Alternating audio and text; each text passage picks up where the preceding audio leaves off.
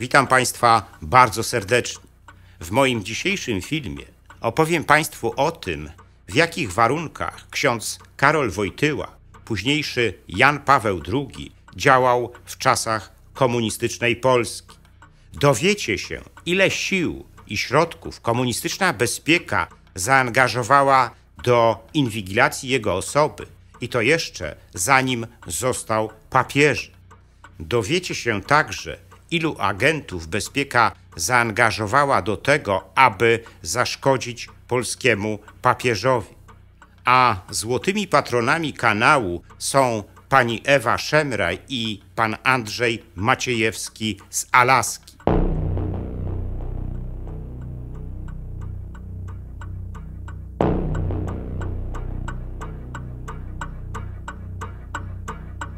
Był koniec stycznia 1945 roku.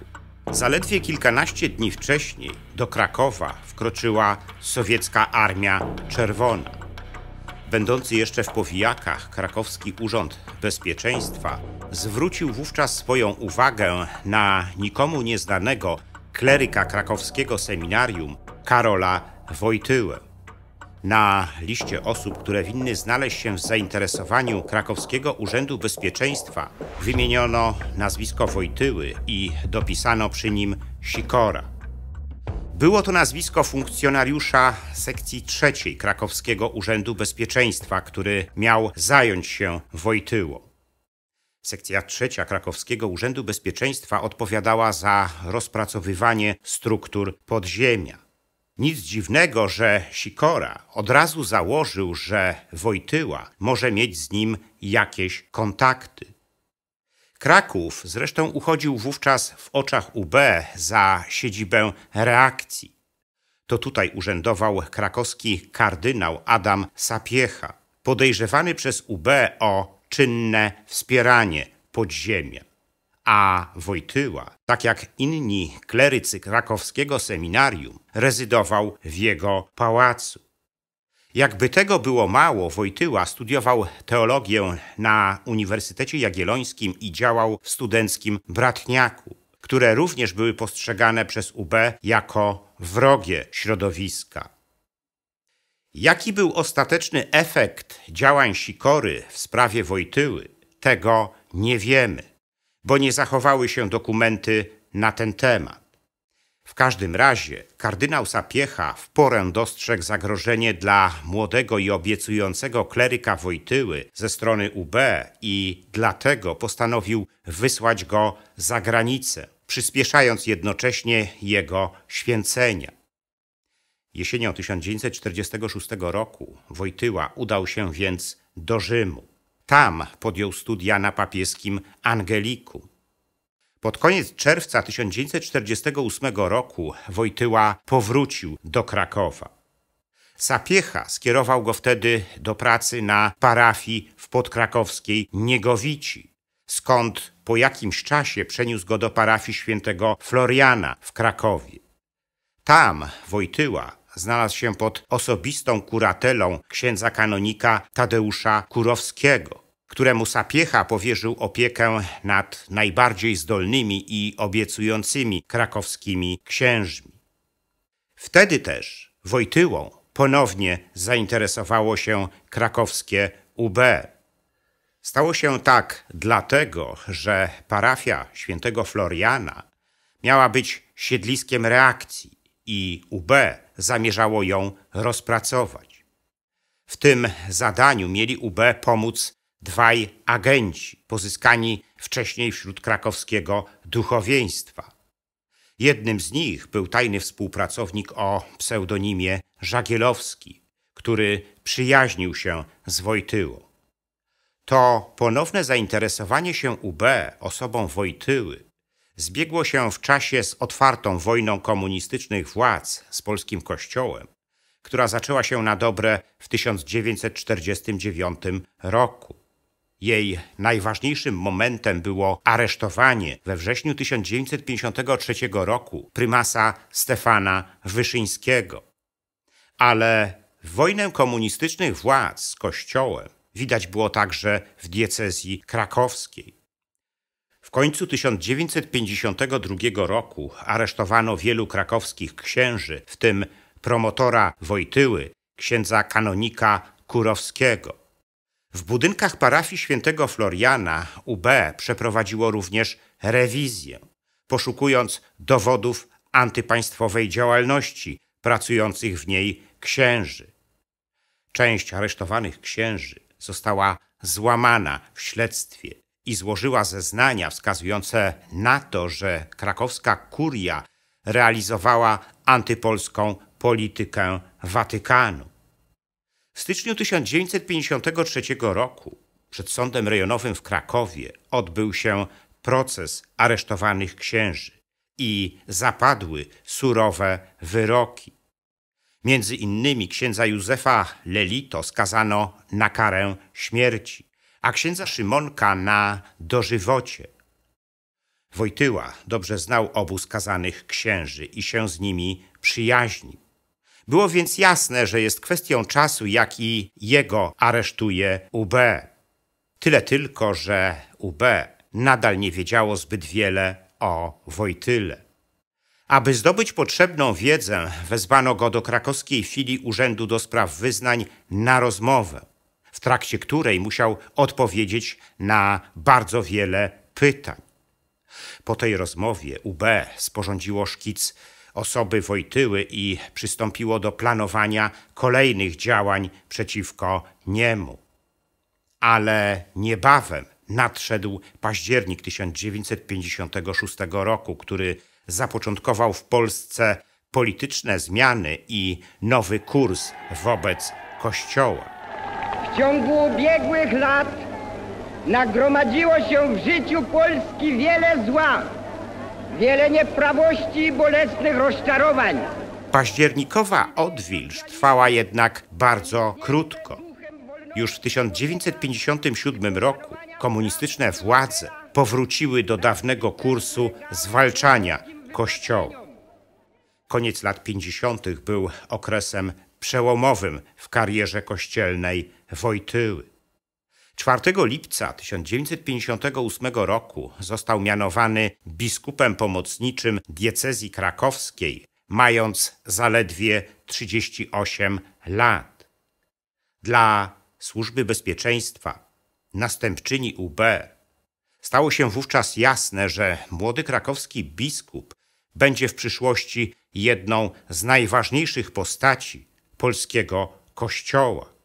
I dlatego SB postanowiła wzmóc swoje działania wobec jego osoby. Oprócz Żagielowskiego w otoczeniu Wojtyły pojawili się nowi agenci. Krakowska SB uruchomiła też sprawę o kryptonimie Pedagog, w ramach której gromadzone były wszelkie informacje na temat Wojtyły. Tych informacji dostarczały też inne prowadzone przez SB sprawy.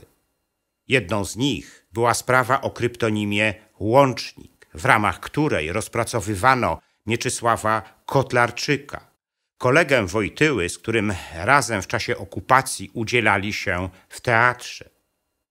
W 1963 roku kierownictwo SB postanowiło założyć wszystkim duchownym teczki, w których miały być gromadzone pozyskane na ich temat informacje. Taką teczkę założono również biskupowi Wojtyle. Zgromadzone w niej informacje miały być podstawą do dalszych działań wobec niego. SB prognozowała zresztą, że Wojtyła będzie dalej piął się w górę kościelnej kariery. I tak rzeczywiście było. W styczniu 1964 roku Wojtyła został mianowany nowym metropolitą krakowskim. Gdy w październiku 1962 roku rozpoczął się w Rzymie II Sobór Watykański, Wojtyła od początku brał w nim aktywny udział i bardzo szybko został zauważony przez papieża Jana XXIII. Następca tego ostatniego, papież Paweł VI, w czerwcu 1967 roku mianował go kardynałem. Ale dla SB znacznie istotniejsza była krajowa działalność Wojtyły. Szczególnie ta, która dotyczyła sprawy kościoła w Nowej Hucie, w którą Wojtyła był od początku mocno zaangażowany. Jego determinacja w sprawie nowochódzkiego kościoła postawiła komunistyczne władze pod ścianą. W rezultacie tego musiały one zgodzić się na kościół w Nowej Hucie.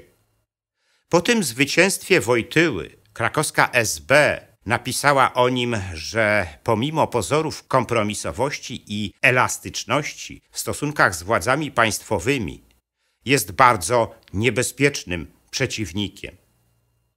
W latach 70. arcybiskup Wojtyła jeszcze wiele razy dał się zapamiętać władzom jako hierarcha, który się ich nie lęka. Odpowiedzialny za sprawy Kościoła, Wydział IV krakowskiej SB, był wiele razy ponaglany przez centralę, aby wzmóc swoje działania wobec niego. Pomimo że w otoczeniu Wojtyły pojawiali się kolejni agenci, nie przynosiło to jednak oczekiwanych rezultatów. Gdy w listopadzie 1973 roku w strukturze Departamentu IV powstała komórka D, mająca prowadzić działania dezintegracyjne i dezinformacyjne wobec Kościoła, objęto nimi również Wojtyłę. Jednym z efektów działań komórki D było spreparowanie rzekomego pamiętnika Ireny Kinaszewskiej, wieloletniej przyjaciółki przyszłego papieża, w którym to pamiętniku znalazło się wiele negatywnych informacji o nim. Trzeba było poznać realia jej życia, jej problemy, jej sposób myślenia czy wysławiania się, żeby stworzyć, co stworzono, pamiętnik Ireny Kinaszewskiej napisany przez Służbę Bezpieczeństwa. SB chciała w ten sposób osłabić autorytet Wojtyły, a potem go całkowicie zdyskredytować w oczach wiernych.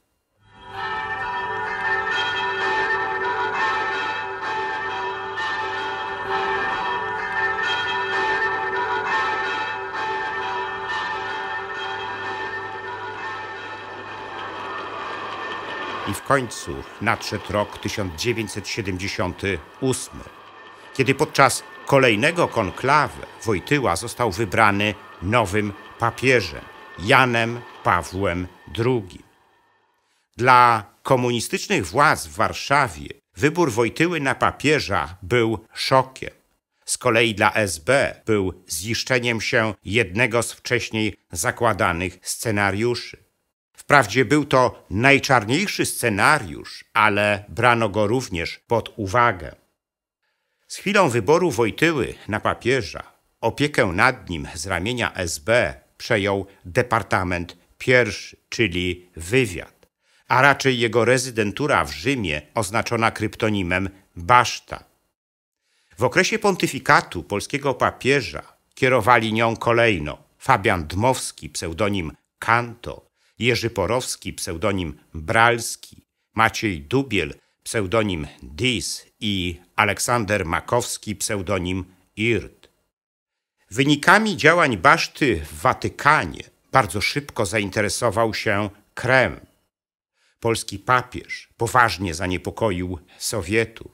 Sowieci zdali sobie bowiem sprawę z tego, że jego polityka jest wielkim zagrożeniem dla całego sowieckiego bloku. I tak rzeczywiście było. Wygłaszane przez Jana Pawła II homilie aktywizowały ludzi we wszystkich krajach sowieckiego bloku. Jan Paweł II miał niesamowitą siłę oddziaływania. Jego słowa o prawach człowieka, wolności jednostki, godności i prawdzie uderzały w same podstawy komunistycznego systemu. To właśnie z tych powodów sowiecka KGB zintensyfikowała współpracę z SB w sprawie papieża. Od jesieni 1978 roku miały miejsce stałe robocze spotkania przedstawicieli obu stron. Owocem tych spotkań były długofalowe działania na odcinku papieskim. Tak naprawdę oficerowie Baszty stali się narzędziem do realizacji planów KGB wobec Jana Pawła II. Mieli zresztą znacznie większe możliwości pozyskiwania informacji od KGB na temat papieża. Jak pokazują archiwalne dokumenty przechowywane dzisiaj w Instytucie Pamięci Narodowej, oficerowie Baszty dostarczyli KGB między innymi informacji na temat systemu bezpieczeństwa Watykanu i osobistej ochrony papieża.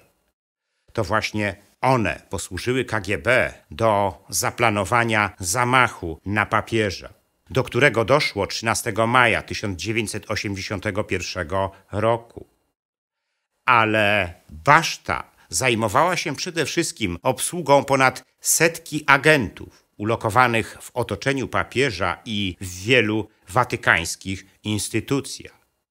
Byli wśród nich między innymi Conrado, Potenza, Prorok, Dita, Russo, Fermo, Iskra, Mides, Vago i wielu innych. Z racji procesowych nie będę jednak wymieniał ich prawdziwych nazwisk. Obok agentów w Watykanie działali również nielegałowie wywiadu, których działalność była znacznie bardziej zakonspirowana. Jednym z nich był Tomasz Turowski, działający pod przykryciem jezuity.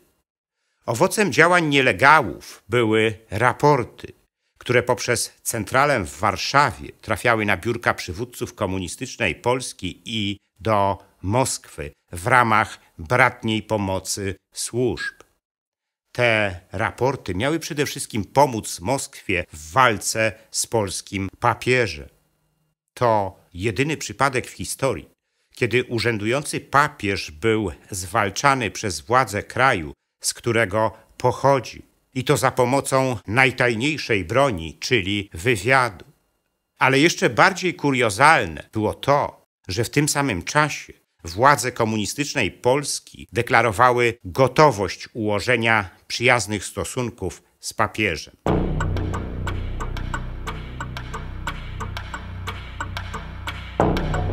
W następnym moim filmie opowiem Państwu o prześladowaniach Piłsudczyków przez ludzi Sikorskiego w czasie II wojny światowej. Dowiecie się między innymi o tym, jak wyglądał ich pobyt w obozach w Cerizon i na Wyspie Węży. Ten film zatytułowałem Czystki naczelnego wodza. Gorąco zapraszam do oglądania.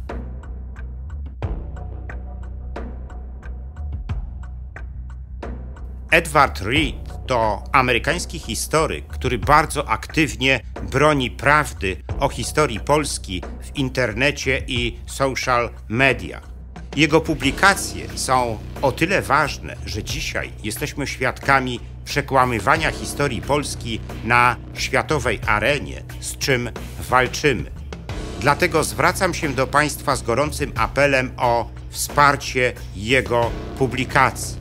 Wszelkie informacje na ten temat znajdują się w opisie pod filmem. Dziękuję za liczne komentarze moich filmów i wpłaty. W sposób szczególny chciałbym podziękować złotym patronom, pani Ewie Szemraj i panu Andrzejowi Maciejewskiemu z Alaski, a także srebrnym patronom, wśród których są pan Dariusz Kwoka, pan Grzegorz Łojko, pan Michał Rychwalski, pan Dariusz Wietrzykowski, pan Dariusz Czarnotta, pan Artur Drogosz, pan Arkadiusz Strykowski, pan Piotr Kos, pan Artur Biegała, Kongres Polonii Kanadyjskiej z okręgu Toronto oraz wiosna.pl. Zachęcam wszystkich do dalszego wspierania mojego kanału. Wszelkie informacje na ten temat znajdziecie w opisie pod filmem.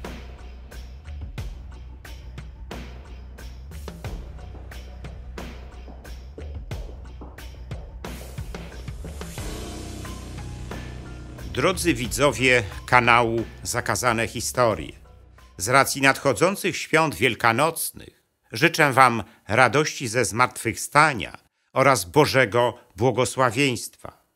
Życzę Wam, aby te święta były pełne pokoju i pojednania. Wesołego Alleluja!